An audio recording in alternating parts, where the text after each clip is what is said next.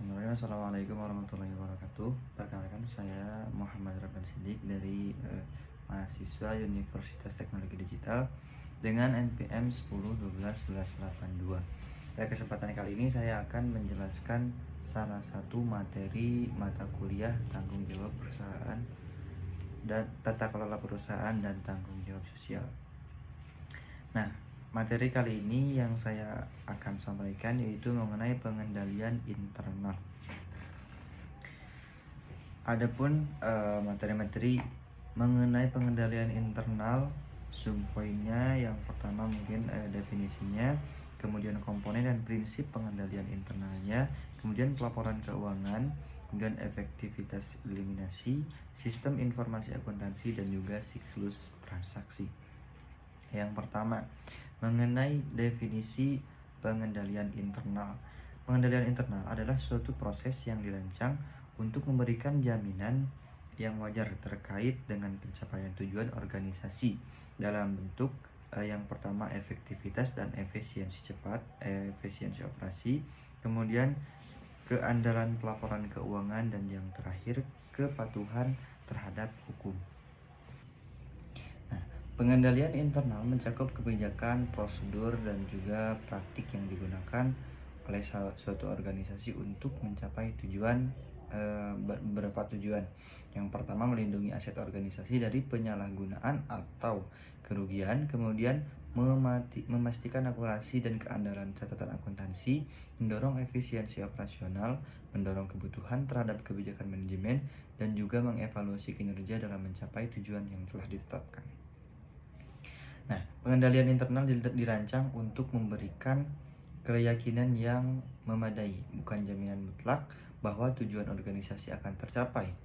Pengendalian internal merupakan tanggung jawab semua pihak dalam organisasi, terutama manajemen dan dewan direksi.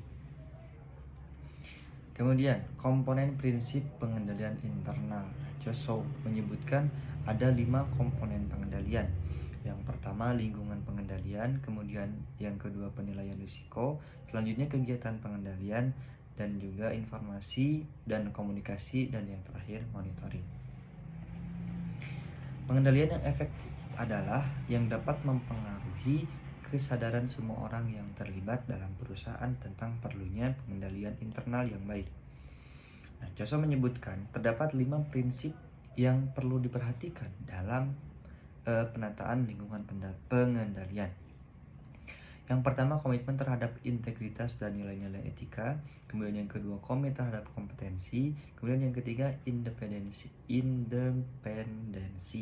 Dewan komisaris terhadap direksi dalam melaksanakan fungsi pengawasan. Yang keempat, struktur jalur pelaporan, penetapan wewenang dan tanggung jawab yang tepat. Kemudian yang terakhir, penetapan akuntabilitas yang jelas bagi setiap orang. Kemudian efektivitas. Nah, direksi dan seluruh jajaran yang manajemen yang harus memastikan efektivitas sistem pengendalian internal. Direksi dan seluruh jajaran manajemen harus memastikan efektivitas sistem pengendalian internal yang akan mengurangi risiko tidak terjadinya tujuan perusahaan sampai pada tingkat yang dapat diterima. Yang pertama, mengevaluasi kesesuaian antara kebijakan manajemen risiko dengan pelaksanaannya. Kemudian yang kedua, memantau dan mengevaluasi pelaksanaan komite manajemen risiko. Adapun syarat agar suatu sistem pengendali internal bisa dikatakan efektif itu, yang pertama, keberadaannya, kemudian berfungsi atau tidaknya, dan yang terakhir, terintegrasi. Adapun penyebab adanya keterbatasan atau limitasi dalam pengendalian internal, yaitu yang pertama, kepantasan tujuan yang ditetapkan sebagai prakondisi, kemudian kenyataan bahwa pertimbangan manusia dalam pengambilan keputusan dapat salah dan berpihak. Kemudian gangguan karena kegagalan manusia, misalnya kesalahan yang dibuat oleh orang-orang yang bersangkutan. Kemudian yang keempat, tindakan manajemen untuk mengabaikan pengendalian internal. Yang kelima, adanya kolusi antara orang, pihak, atau unit yang dapat membuat tidak berfungsinya pengendalian internal, dan yang terakhir adanya kejadian-kejadian eksternal yang berada di luar kendali perusahaan. Nah, sistem informasi akuntansi atau SIA adalah sistem yang mengumpulkan, mencatat, menyimpan, dan memproses data untuk menghasilkan informasi keuangan yang berguna bagi pengambilan keputusan. Nah, implementasi SIA yang efektif atau sistem informasi akuntansi yang efektif dapat memberikan manfaat yang signifikan bagi organisasi seperti peningkatan efisiensi, akurasi data, kepatuhan regulasi, dan juga transparansi keuangan. Selanjutnya, siklus transaksi. Nah, siklus transaksi merupakan rangkaian aktivitas dan proses bisnis yang terkait dengan transaksi keuangan dalam sebuah organisasi. Nah, terdapat 5 jenis siklus akuntansi. Siklus transaksi maksudnya, maaf. Yang pertama, siklus penjualan dan penagihan. Yang kedua, siklus pengadaan dan pembayaran. Yang ketiga, siklus persediaan dan pengundangan. Kemudian yang keempat, siklus penggajian dan personalia. Dan yang terakhir, siklus pengadaan modal dan pengadaan kembali. Nah, mungkin itulah cakupan terkait materi pengendalian internal. Nah, adapun dari materi-materi yang telah saya jelaskan barusan, ada kesimpulan yang bisa kita tarik. Pengendalian internal merupakan suatu proses yang dirancang untuk memberikan keyakinan memadai bagi organisasi dalam mencapai tujuannya, khususnya terkait keandalan pelaporan keuangan, efektivitas dan efisiensi operasi, serta kepatuhan terhadap hukum dan peraturan. Komponen-komponen pengendalian internal meliputi lingkungan pengendalian, penilaian risiko, aktivitas pengendalian, informasi dan komunikasi, serta pemantauan atau monitoring yang tadi. Adapun prinsip-prinsip pengendalian internal yang efektif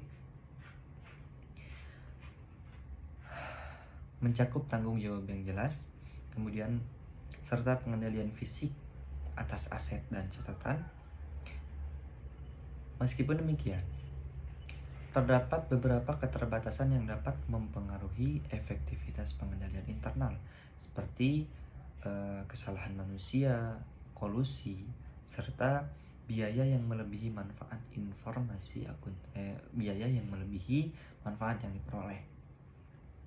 Untuk mendukung pelaporan keuangan yang andal, sistem informasi akuntansi atau SIA berperan penting dalam mengelola siklus transaksi utama, yaitu siklus pendapatan, siklus pengeluaran, siklus konversi, siklus penggajian, dan siklus keuangan yang saling terikat dan terintegrasi.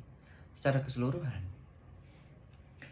pengendalian internal, pelaporan keuangan, dan sistem informasi akuntansi merupakan komponen penting dalam mengelola organisasi secara efektif dan efisien. Mungkin sekian materi yang dapat saya sampaikan mengenai pengendalian internal. Video ini saya buat dengan tujuan untuk memenuhi tugas evaluasi akhir semester mata kuliah Tata Kelola Perusahaan dan Tanggung Jawab Sosial. Sekian, saya Muhammad Rahman Sidik. Wassalamualaikum warahmatullahi wabarakatuh.